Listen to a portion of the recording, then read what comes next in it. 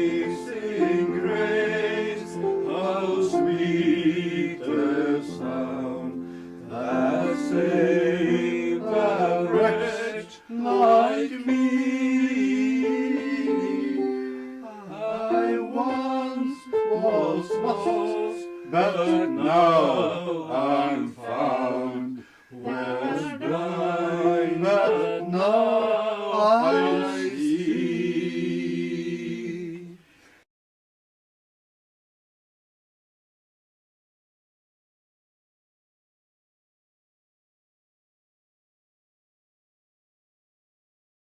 You're basically making something that's 10 minutes or 15 minutes long now that you will have to show, and then if you get the funding, you will hope to expand that to a full feature. Yes. Yeah, exactly. So, and so basically what we should try to get you now is the best possible footage, so that you have something to show to your possible investors. Exactly right. I think the first interaction was very good, which maybe I should have given it more time to kind of process, because he was more excited about having a camera around and really knew how to talk to a camera person, because he knew a lot of the technicalities. And I just thought, you know, here's a guy who wants to have his story told. So, I mean, I would just say it was a good interaction. I thought it went great.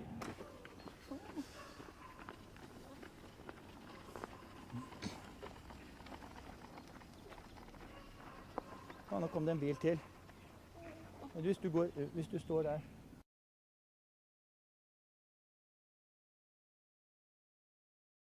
She asked me if I have the time to attend on the 13th of March 2013 and give the group an introduction and lead the ice bathing. And I responded and said, of course I would do that, so let me call her back and get the exact time.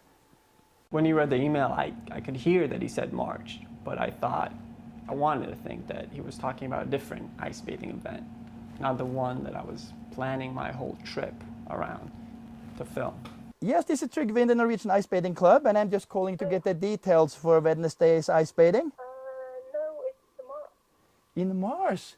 Okay, I'm 1 month off, right. So that means that the Farisbad is the only ice bathing taking place this week then.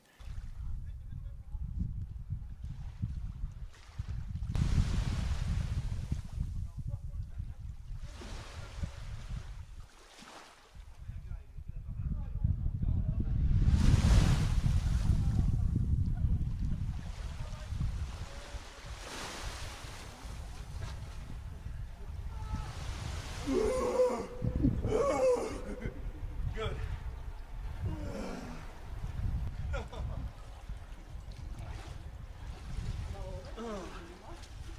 Minus 2 degrees Celsius in the fjord, and ice forming around us as we are speaking.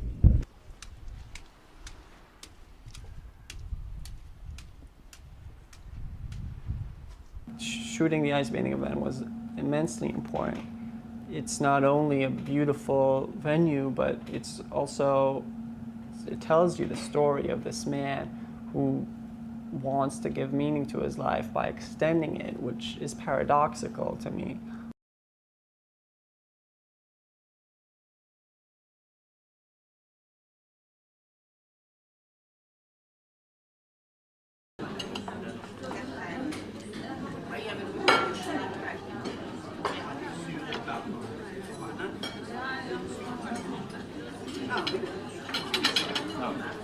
This is for my girlfriend, I mean ex-girlfriend upstairs who has not woken up yet. She asked me to bring this, so that's why we have a tray. We will bring that up to her room. Even when he cares about someone, it can only be in this very lonely way, because the way he sees life is that everything serves the individual. The tools that we have, the world that we have are all there to serve this goal of life extension or of living after death. And I think it's a very lonely thing to believe in. And the relationship with Nina kind of echoes that loneliness. Okay. Can you just Nina! Okay, she's there. This is my, Carolina's, my room is here. Oh yeah, that's the hotel is cleaning up down there. So let's see. Nina! Hi, here's your breakfast. And here's the film team from Israel. Okay, she says you can't get in, it's not tidied enough. But, I'm ill too. Thank you, fantastic. he has 2 plates too, so let me give you that. Trygve, jeg må ha det rommet her til morgen, jeg må si fra. Ja, det er greit. Da men betaler du det? Ja, greit. Here's the newspaper. I will take this. Thank you. If the war come, be together with Trygve. Always food there. And we are out just for a few hours. It's full of fruit and vegetables and breads. Yeah. I have to run because I'm going to leave the ice bathing in a few minutes. Kan du si fra at vi har rommet til morgen? Fordi Ja, de trodde ikke vi hadde det. Jeg skal si frem det, More later. Okay, Yeah, bye thank bye, you. we'll see you later. I have to rush down to reach the next event. 4 to 12 in front of the Indian Squad Lodge? Yes. Avisen, you have forgot the newspaper, Lina. I put it down there.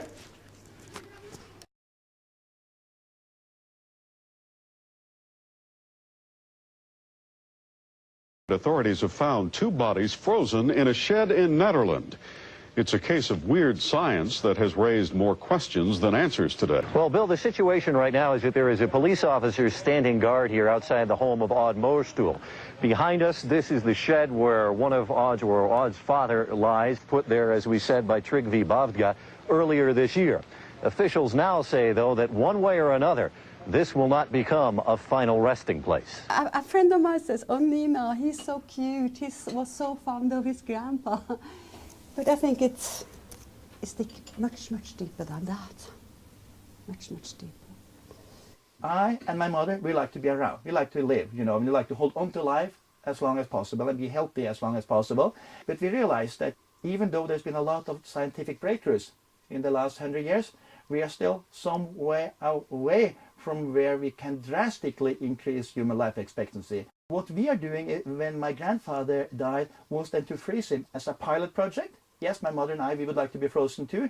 And by freezing him, we hope to open the hat to a better cryonic suspensions for ourselves.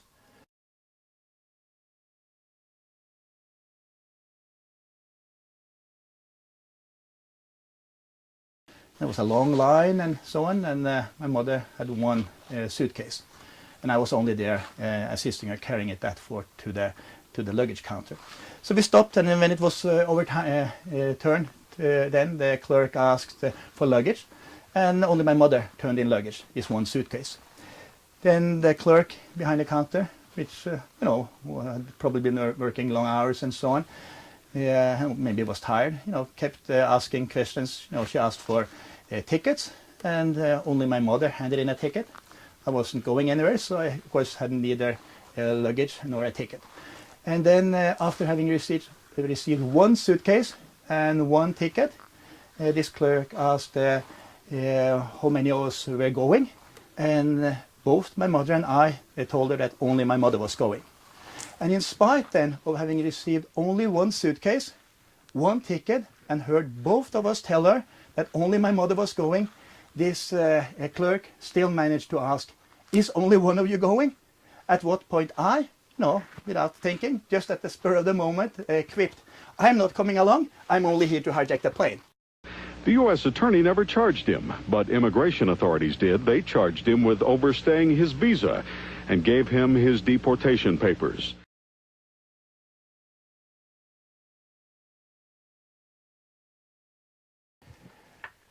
This was the plan, to build an earthen berm house with, of course, windows towards the Continental Divide over 2 stories, and using shotcrete, and then have soil, 3 to 6 feet of soil over, and then have a garage for the cryonic lab, and then have a shelter that could survive nuclear war with a tunnel system linking the main residence to the garage and cryonic lab.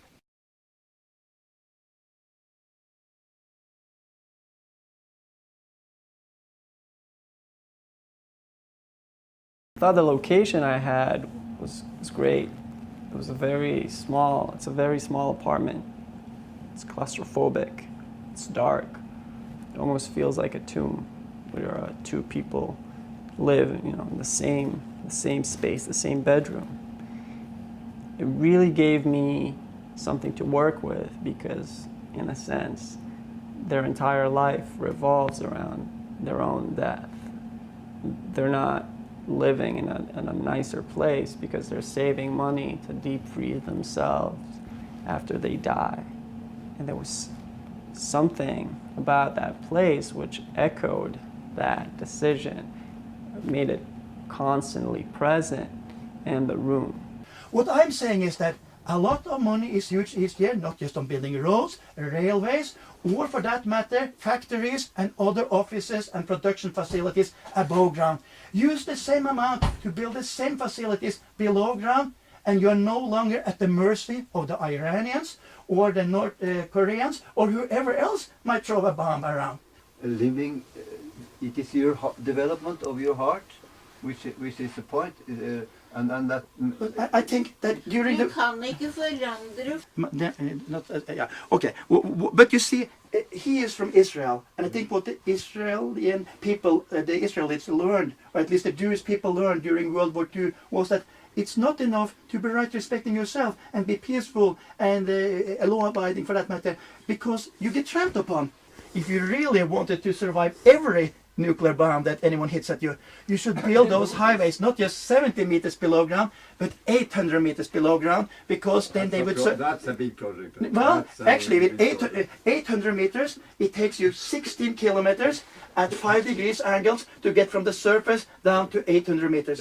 16 kilometers. If you build long highways that are like the one we built in Western Norway. This boring life being underground most of the time. No, I'm not saying you should be below ground most of the time. I'm saying that you will still be above ground most of the time, but because you don't... please don't interrupt me now. I'm trying to... I'm just trying to... Björn, you're not here to interrupt me. Björn, you're not here to interrupt me. I'm trying to... I mean, you'll be speaking all the time. Yes, but you see... Björn, he is here from Israel to try to make a portrait of me. And yes, we can have this discussion going, but I was trying to answer what the people in Israel could do to survive a danger that is very real to them. And please then don't interrupt me. We can take that discussion, you and I, or at any other time. Yes, I'm not saying that the people in Israel should be underground 90%, 100% of the time. I'm saying that a bomb, if they build this, they would probably never get a nuclear bomb on their head, because then everyone would know that there is no sense in dropping a nuclear bomb on Israel, because they would know that Israel would survive. So every year you use a lot of money in Israel on improving your roads and highways. Please use those money on building these highways below ground, 70 meters, or for that matter 800 meters below ground.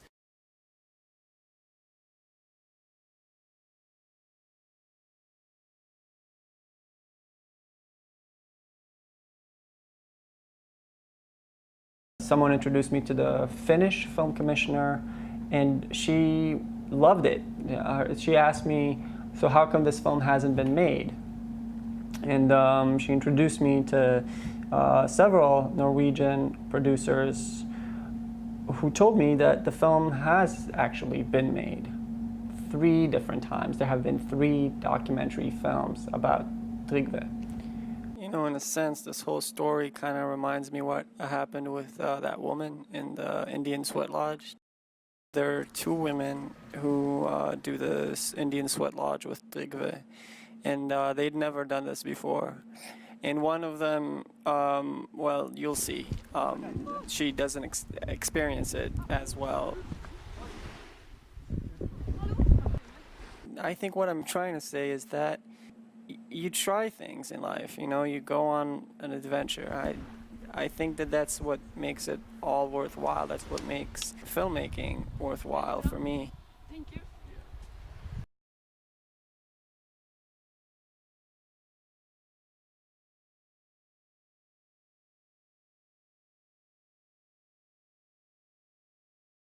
Well, I definitely don't think I missed my opportunity. I think, if anything, I seized my opportunity. I flew all the way to Norway to tell a story that I was really passionate about. And basically, what I'm doing is kind of like what you're doing. You're trying to tell a story that you find interesting. And I wish you the best of luck with it. And maybe your way of telling this story would work better than my way. But at the end of the day, you know, I took a very big risk going there, and I became a better filmmaker for doing so. And you know what? I'll tell other stories, and that's it.